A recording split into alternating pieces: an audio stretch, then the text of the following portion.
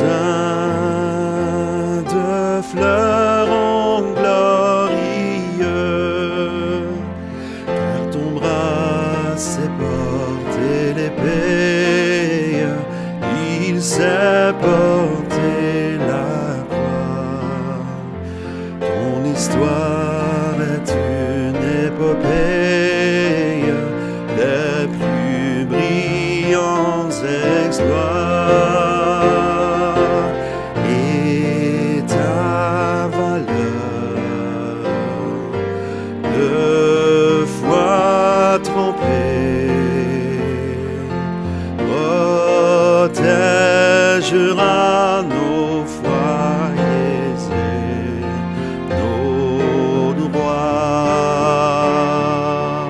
protégera nos foyers et nos droits.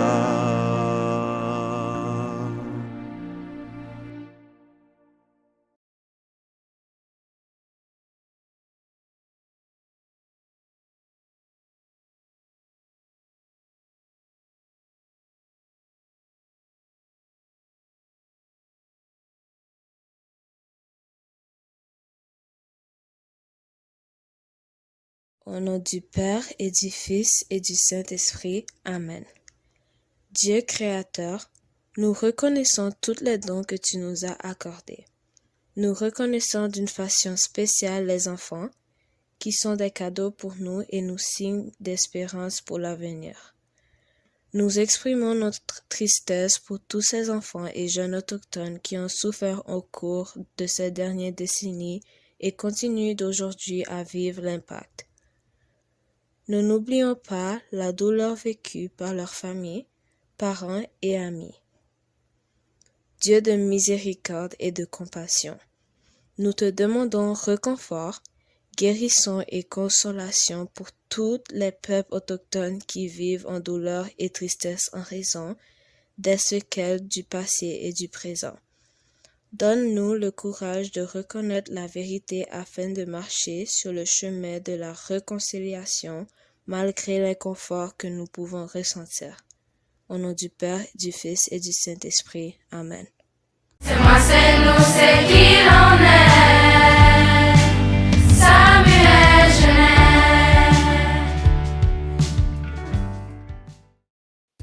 Bonjour les lasers, nous sommes les travailleurs sociaux à Samuel Genève. Je suis Samar et je vous présente Julia et Valentin.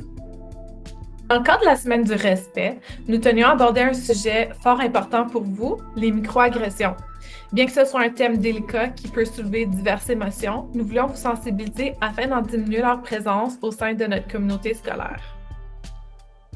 Les microagressions, c'est quoi? Pour nous aider à bien définir les microagressions, voici une courte vidéo qui te permettra de comprendre en quoi cela consiste.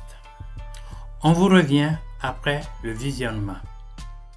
Le meilleur moyen pour expliquer les micro-agressions, c'est de les comparer à des petites piqûres de moustiques. C'est pas grave, mais...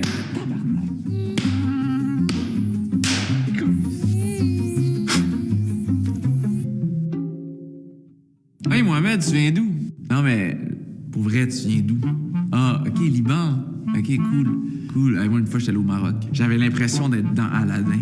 Oh, il y avait un gars, j'ai rien demandé, il m'a mis un serpent sur le cou. En tout cas, j'aimerais ça aller au Liban, là. C'est à côté de Marrakech. Tu sais, souvent, le pire, c'est que ça part d'une bonne intention. Mais j'entends souvent l'argument, ouais, mais moi, quand je me fais demander je viens d'où, je le dis, là, Valleyfield, puis ça s'arrête là. Là, frère, dans ma poche, juste ici, tu vois, j'ai un contre-argument. Oui, on le sait. Tu penses peut-être que tu es la première personne à demander à Mohamed d'où il vient aujourd'hui. Mais ce que tu sais pas, c'est que Mohamed s'est peut-être fait demander ça plusieurs fois aujourd'hui, puis hier, puis avant-hier, puis tous les jours de sa vie, même s'il est né ici. Chaque fois que Mohamed se fait demander d'où il vient, il finit par se demander si sa place est ici. Microagression est utilisée pour désigner des comportements ou des propos d'apparence banale envers une communauté et qui sont perçus comme péjoratifs ou insultants. Et c'est subtil, tu sais, et c'est pour ça que ça peut être encore plus difficile à déceler qu'un propos nuancé sur les réseaux sociaux. Ça touche généralement les personnes marginalisées comme les minorités sexuelles. Est-ce que ton ami reste manger? Papa, combien de fois je vais devoir te le dire? C'est pas mon ami, c'est mon chum. On a 3 enfants ensemble. Fait que ton ami, il reste manger ou pas? Les femmes. Hey, super idée, Jean-Marc. Excellent. Ben, c'est moi qui ai eu cette idée-là. Oui, mais Jean-Marc. Jean-Marc. Les personnes en situation de handicap. T'es venu au party, man! T'es incroyable. Wow, man, t'es courageux. T'es venu en chaise roulante, là, et tout. Man, c'est épatant. Hey, le party est au 2e, man, on se rejoint là. Cool. Ou les personnes d'une autre origine. Wow, je peux toucher? Je touche. C'est fou, c'est des vrais cheveux. Les microagressions, ça peut prendre différentes formes. Ça peut être un comportement, par exemple, une personne qui fait tout pour éviter de s'asseoir à côté d'une femme voilée, ou une madame qui tient sa sacoche très fort quand elle voit un noir. Moi, on m'a déjà dit « Hey, t'es-tu hindou? Parce que t'as de l'air d'un hindou. » Mais je veux dire, un beau hindou, là, t'inquiète pas. Merci, mais tu viens d'insulter tout un peuple. Ça part d'une bonne intention, mais ça part toujours en couille. Et c'est difficile de dénoncer ça, parce que ça paraît à première vue anodin. Mais imagine si on te disait fréquemment « Hey, tu parles vraiment bien, t'as pas d'accent quand tu parles. » Crois-moi, c'est tout un art de rester calme. Oui, merci, je sais, je parle bien français, là. Je suis né ici, hein. J'ai grandi à Saint-Eustache. Oui, je suis même allé à l'école Claire-Matin. Je sais pas si tu connais, j'ai étudié en français toute ma vie. C'est la seule chose que je connaisse. C'est la seule langue. Vraiment, j'ai 4 Becherel à la maison, de 2016 à 2020. Tu sais quoi, je peux te faire du Molière. L'hypocrisie est un vice à la mode, et tous les vices à la mode passent pour vertu. C'est vrai, j'avoue que c'est un peu exagéré. Mais la plupart du temps, tu vas pas te rendre compte si une personne se sent micro-agressée. Parce qu'elle va pas te le dire, tout simplement. C'est beaucoup plus facile de continuer sa journée sans créer de malaise que de dénoncer toutes les micro-agressions qui se passent à tous les jours. Mais avec de la pratique, on peut finir par réussir à déceler une micro-agression à l'aide de quelques indices, tu vois. Le rire jaune. Le silence. Le retrait.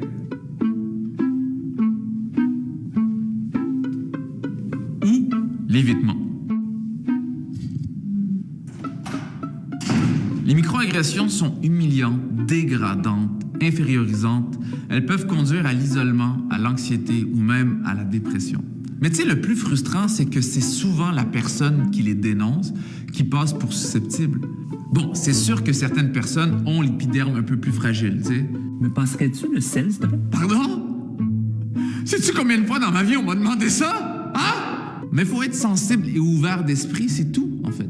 Si quelqu'un dit se sentir offensé par vos propos, ne soyez pas plus susceptible que lui. Essayez de vous mettre dans sa peau. En fait, le vrai problème, c'est qu'il y a vraiment un gros manque d'écoute entre nous tous. Et ça, c'est vraiment énervant. Juste par exemple, la dernière fois, je suis allé chez un barbier et son concept est très simple. C'est-à-dire, pour 10 $, tu rentres avec un projet et tu ressors avec le sien. Je suis arrivé, je lui ai dit, écoute, je veux juste un dégradé sur les côtés. Il m'a fait une coupe champignon. C'est un gros manque d'écoute. Et ça énerve. Écoutons-nous, aimons-nous, apprenons, prenons des notes, grandissons ensemble. La vie est belle. Comme on peut le voir à travers cette vidéo, les microagressions peuvent avoir un impact sur la personne qui les reçoit et sur les témoins. Même si ton intention serait de faire une blague ou une joke, l'impact peut être dévastateur. Nous profitons donc de la semaine du respect afin de vous sensibiliser sur cette problématique. Probablement que tu te poses la question, d'où viennent les microagressions? Voici la réponse. Les microagressions prennent souvent naissance à partir des discriminations et des préjugés. Pour mieux comprendre ce concept, explorons les éléments qui les nourrissent. Pour poursuivre, on a pu ressortir 4 éléments qui nourrissent les microagressions. Nous allons les définir. Le premier élément, c'est le racisme. C'est une idée qui suggère qu'un groupe est supérieur ou inférieur à un autre. Le deuxième élément, c'est l'allophobie. C'est l'attitude de peur, de dégoût ou d'hostilité envers des personnes ayant une identité sexuelle, une expression de genre différente de la norme qui est l'hétérosexualité. Le capacitysme, qui est le troisième point, c'est de croire qu'une personne ayant un handicap physique ou intellectuel peut moins participer aux activités de la vie quotidienne, peut moins réussir ou peut moins performer que les autres. Quant au dernier point, le sexisme est lié au préjugé que le sexe ou le genre masculin serait intrinsèquement supérieur au sexe féminin. Pour conclure, j'espère que vous avez bien compris les 4 éléments qui nourrissent les microagressions. Ici, nous voulions partager avec vous les impacts sur la personne qui subit les microagressions. L'accumulation des microagressions peuvent amener ceux qui les subissent à vivre des émotions difficiles, comme la tristesse et même la dépression, la peur, le stress, les angoisses et l'anxiété. Ça peut même générer beaucoup de frustration puis de la colère chez les personnes qui en subissent et même l'évitement puis le décrochage scolaire. Certaines personnes vont rejeter leur identité pour faire comme les autres.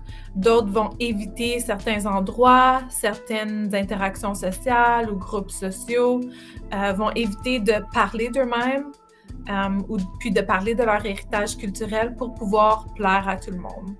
Donc, à long terme, les microagressions peuvent porter certaines personnes à vouloir changer leur façon de faire ou changer leur façon d'être pour pouvoir être plus ou moins acceptées dans un groupe spécifique, voire même de passer inaperçues. Nous voulions partager cette citation de Maya Angelou pour justement illustrer les répercussions, qui dit « Les gens oublieront ce que vous leur avez dit, ils oublieront ce que vous avez fait, mais ils n'oublieront pas ce que vous leur avez fait ressentir. » Le silence face aux propos et actions discriminatoires peuvent avoir des répercussions qui se perpétuent de génération en génération. Donc, ne rien dire peut banaliser les microagressions en soi et amener les personnes qui les commettent à ne pas voir la nécessité de changer. Nous voulions partager avec vous des stratégies pour vous aider à faire face à une microagression. Donc, en premier lieu, fais-toi confiance. Tes émotions sont valides. Si tu te sens inconfortable par rapport à ce qui se fait ou ce qui se dit, ne sois pas gêné de quitter la situation ou d'ignorer la situation. Si tu n'es pas en mesure de t'affirmer face à la personne, c'est important de te protéger. Parle-en. Au lieu de dénoncer, tu peux en parler.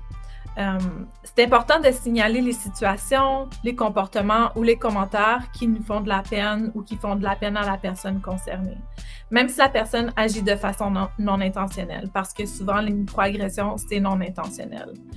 Dans le cas où c'est grave, ne pas hésiter de dire à un adulte de confiance, comme un enseignant, un parent ou un ami. On vous encourage aussi à justement parler à une personne de confiance ou parler avec un allié parce que savoir qu'on n'est pas seul dans une situation peut faire toute la différence. Comment peux-tu être une ou un allié pour l'inclusion?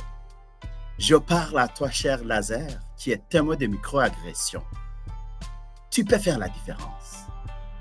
Par exemple, en dénonçant, dis à la personne ayant des propos discriminatoires que ceux-ci ne sont pas inclusifs et bienvenus dans notre école. Va voir un adulte de confiance à l'école pour lui faire part des propos que tu as entendus. Deuxièmement, en soutenant, demande à l'élève envers qui les microagressions ont été faites si il ou elle a envie d'en parler. Ne pas rire lorsqu'une personne dit une blague ou un commentaire qui n'est pas inclusif. Enfin, en sensibilisant, expliquer pourquoi le propos qui a été dit peut être blessant envers une certaine personne, envers certaines personnes. Et c'est d'ailleurs ce qu'affirme la phrase de Maya Angelou, pour dire qu'on peut apprendre à faire des choses ou interagir différemment avec nos camarades de classe, car tout ce qui a été appris peut être désappris. Donc ici, elle dit dans la citation « Je faisais les choses de la manière dont j'ai été enseignée jusqu'au jour où est-ce que j'ai appris à faire mieux. » Pour conclure, favorisons un milieu scolaire exempt de microagressions et de discriminations et focalisons-nous sur ce qui nous unit. Maintenant, je t'invite à discuter avec tes camarades, tes enseignants, de ce que tu peux faire pour devenir un laser faisant partie de la solution. L'équipe de travailleurs sociaux de SAM vous souhaite une bonne semaine du respect.